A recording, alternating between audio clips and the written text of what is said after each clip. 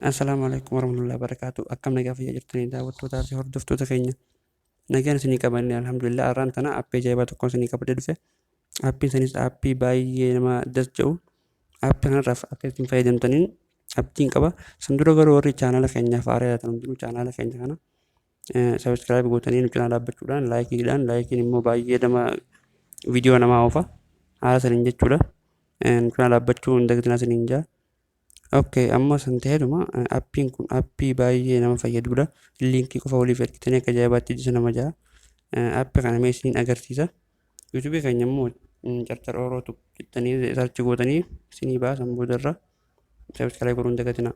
Immoo waa'ee aappii kana jennu aappiin kun isa kana kunoo. Okay, aappii kana gizii irratti dhoofne aappiin kun haala inni itti nuuf fidu. Garuu isin aappii kana caalaa dura aappii kana malee jechuudha liinkiin as jala isinii ka'a. Liinkii tan giseen isinii kaa'ee liinkii saniif fayyadamuu qabdanii jechuudha.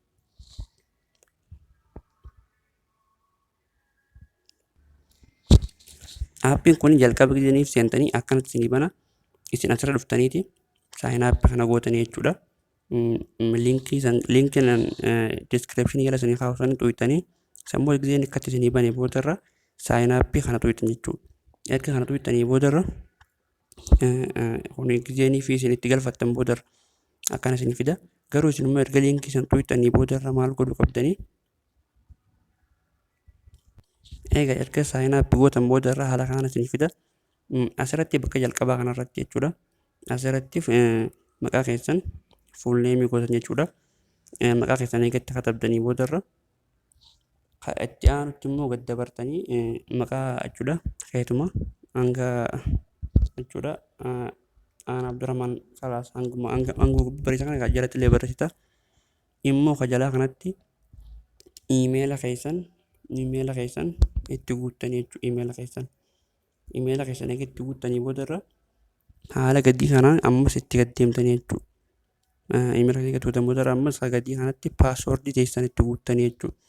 Paaswoordii keessan eega itti guuttanii boodarra lameen qolfiitan jechuudha. Lameen paaswoorduma iimeela keessaniiti. Gosuma takka itti guutan san boodarra immoo as jalatti kunoo waan xiqqoo tananii jira.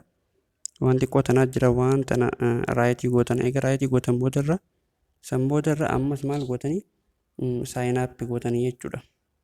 Egaa saayinii aappii gootanii boodarra san boodarra kunoo akkana isinii fida kontiinuu godhi isin jedha. Egaa erga kontiinuu gootan boodarra haala kanaan asitti isin immoo doolaara 25 asittis doolaara 25 isiniif kaayaa jechuudha. Seenuudha jecha. San boodarra eega isinii kaayee booda waan biraatii miti. Waan isin godhuu qabdanii aappiin kun baay'ee isin fayyada. San boodarra asirratti kanneen irra gadi deemtanii yoo asitti yoo viidiyoo ilaalte viidiyoon takka doolaara 20 si kafala. Ammoo asitti yoonii fi nama jechuudha.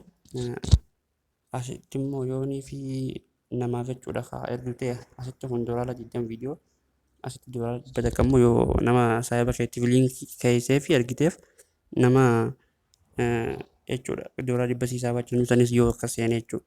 Immoo asitti doolaara 50 yoonii fi geemii bantee daawuloof faawwate jechuudha.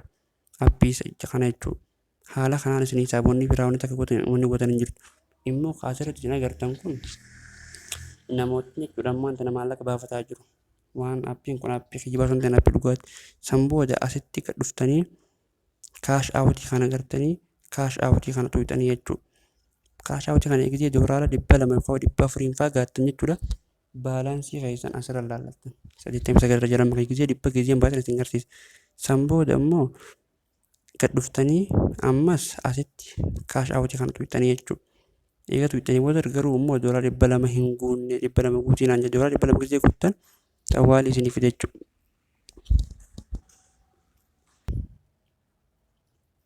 Aappii kana hanga dhumaatti gaazii maallaqa maalini beellee akkaataa itti maalini ba'uuf waa hunda waliin isin garsiisa jechuudha. Haala kanaan aappii kana akka itti fayyadamtan abdiin qaba.